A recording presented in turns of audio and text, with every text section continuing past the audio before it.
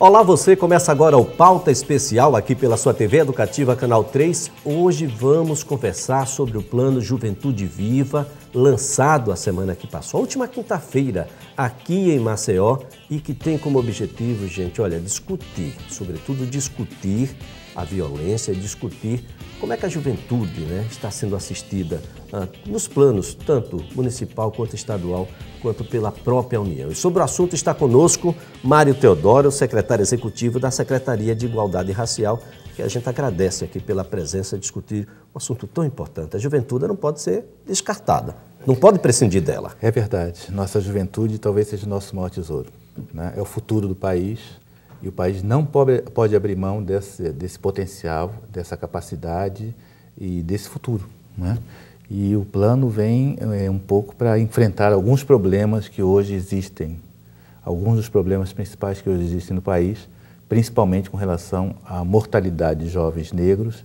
E dentro desse grupo de jovens negros, a grande maioria dos jovens negros que têm sido mortos, dos jovens que têm sido mortos, são jovens negros, né? Então, o nosso plano vem para enfrentar esse problema que foi identificado e que tem que ser mitigado de toda maneira. Se a gente pudesse conceituar, como é que a gente conceituaria aí o Juventude Viva? Juventude Viva é um programa que alia as três esferas do governo num esforço comum, juntamente com a sociedade civil organizada e menos organizada, os grupos menos organizados também, para enfrentar um problema secular no Brasil, que é o problema de homicídio contra uma juventude e principalmente a juventude negra a partir do fenômeno do racismo. Então, é um mutirão social e mutirão das três esferas do governo para que nós possamos reverter um quadro que para nós é um quadro hoje inaceitável. O senhor falou uma palavra que em determinado momento parece que ela não existe aqui no país: racismo. Preconceito de cor. Isso é coisa de americano, secretário, é isso mesmo? Nós temos um racismo muito arraigado, um racismo que é velado de uma certa maneira, mas que serviu como uma espécie de divisor de águas muito preciso e muito claro, para a gente não usar uma palavra racista, que do ponto de vista social relegou grande parte da população negra a uma situação socialmente mais vulnerável que a população branca. A gente dá um exemplo que é muito interessante, eu estava falando. Em 1980, a África do Sul estava no auge do seu apartheid. E em 1980, o Brasil estava no auge da sua democracia racial. Pois na Universidade Brasileira existiam menos negros proporcionalmente e absolutamente do que na Universidade Sul-Africana, com todo o apartheid. Então, a gente fala que essa democracia racial ela fez o trabalho que o apartheid não conseguiu fazer. Então, essa divisão foi uma coisa muito virulenta. E isso é, vamos dizer, a raiz do que está acontecendo hoje com a juventude negra e com a proporção de mortes que estão existindo hoje, que nós temos que enfrentar efetivamente. Quais são os principais eixos que o plano norteia aí, o Plano Juventude Viva, lançado na última quinta-feira aqui no Estado? Nós temos 4 eixos que me parecem que vão nortear todo o programa. Primeiro é justamente esse, a desconstrução da cultura da violência, né? Nós estamos acostumados com essa cultura da violência. A violência virou um objeto de merchandising e aparece na televisão. Existem programas que cultuam violência e, nesse ponto de vista, a violência está muito direcionada para a população negra, né? Isso tem que ser reformatado. A opinião pública ela tem que perceber que a violência é um problema nacional e é um problema que tem que ser combatido, e é inaceitável os índices de violência que nós temos. Então, esse é a primeira eixo, que é o da desconstrução, que vai mobilizar atores sociais para a promoção de uma nova visão do que é a questão da violência no Brasil. O segundo eixo é a cultura da emancipação e da garantia de direitos, né? Nós vamos destinar programas e ações, um pacote que nós chamamos de um pacote de cidadania, com programas, com ações, com equipamentos, né, para que essa população tenha acesso, né, e consiga sair do que nós chamamos de as várias mortes que essas pessoas têm antes da morte final, que são as portas fechadas, a falta de serviços públicos, a falta de equipamento, de educação, etc. O terceiro eixo é a transformação do território, ou seja, os territórios hoje, onde a maioria dessa população habita, os territórios mais carentes, né, e que essa população mais carente habita e onde estão os jovens que estão morrendo, esse território tem que ser transformado. Nesse território nós temos que colocar equipamentos, serviços públicos, nós temos que colocar, enfim, acesso a essa população, à cidadania, vamos dizer assim, de uma maneira geral. E, por último, o aperfeiçoamento institucional, né? O nosso Estado tem que aprender a lidar com uma sociedade que é diferente, que é diferenciada, que é diversa e diversificada. Talvez esse seja o nosso maior tesouro, um país diverso como o Brasil. O Estado não sabe mexer com isso ainda. Em suas várias instâncias, e a gente vai ter que aprender isso concertadamente, né?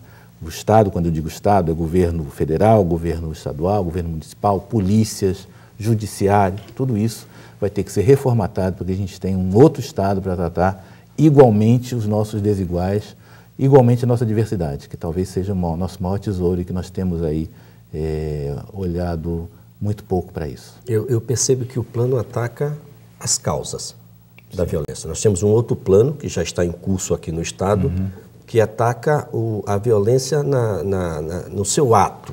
Sim, a gente percebe que a juventude ataca as causas, é isso mesmo? Sim, sim, sim. Na verdade, a gente está falando a morte efetiva do jovem negro é o último capítulo de um conjunto de mortes anteriores simbólicas, de negação, de falta de acesso, de falta de serviços públicos, de falta de cidadania. Então, o que esse programa vem fazer é fazer com que esses jovens possam voltar, essa população possa voltar ou resgatar essa possibilidade de ter acesso a oportunidade de trabalho, oportunidade de acesso à cultura, oportunidade de acesso a esportes, enfim, a isso tudo que normalmente todo cidadão deveria ter, e é isso que nós estamos resgatando aqui na parceria do governo federal com o governo estadual e com os municípios. Pois é, eu tenho percebido um olhar diferenciado do governo federal para com Alagoas, tanto que nós já estamos aí com o segundo projeto de combate à violência, no caso aí Juventude Viva, tendo como piloto Alagoas. Por que Alagoas? Por que esse olhar diferenciado da presidente Dilma que consegue, nesse caso, superar as diferenças partidárias? Claro, eu acho que isso é um grande diferencial desse programa e, na verdade, da atuação do governo Dilma, que tem sido de não levar em consideração essa coisa de diferença de partidos, ao contrário. Nós temos trabalhado todos em prol da população como um todo.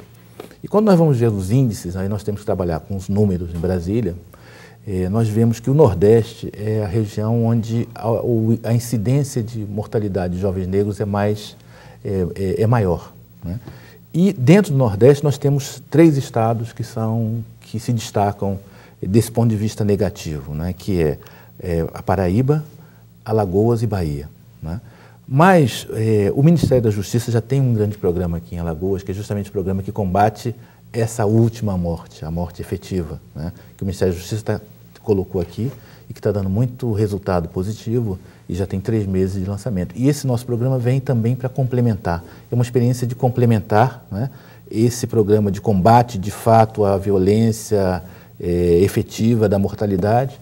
Então, nós entendemos que esse combate é muito importante, mas sem uma complementação com um conjunto de bens, serviços, esse programa pode ser mitigado em poucos anos. Então, nós estamos trazendo para cá, e é uma experiência piloto que nós vamos levar para os outros estados também, que é justamente da conformação dos 2 planos, para que a gente possa ter, de um lado, redução efetiva das mortes e, do outro lado, dar à população condições de sair dessa Ou seja, o cidadão situação. Vai sentir uma presença maior do Estado.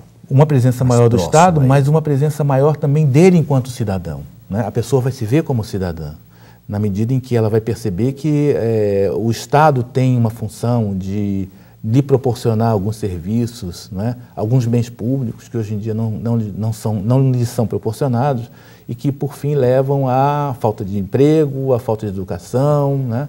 A uma série de circunstâncias sociais que acabam por ser uma espécie de um pano de fundo para o aumento da violência. Para o aumento da violência e para justificar algumas ações do próprio Estado para com a comunidade negra. Sem dúvida. Não sem é? dúvida, O policial, exatamente. na hora que ele faz a sua ação, ele está ali representando o Estado. Claro, claro. E se o policial tem uma visão diferente do negro e branco, entra naquele quarto eixo que nós estamos falando, que é o aperfeiçoamento institucional. Nós temos que começar a aprender que o Brasil é diverso, mas o Brasil não é diferente, não existe diferença entre a sua população. Somos iguais na nossa diversidade. E nós vamos ter que ser tratados igualmente com a nossa diversidade. E olha, essa diferença, essa diversidade é o que a gente vai discutir no segundo bloco aqui do Pauta Especial, que volta em instantes.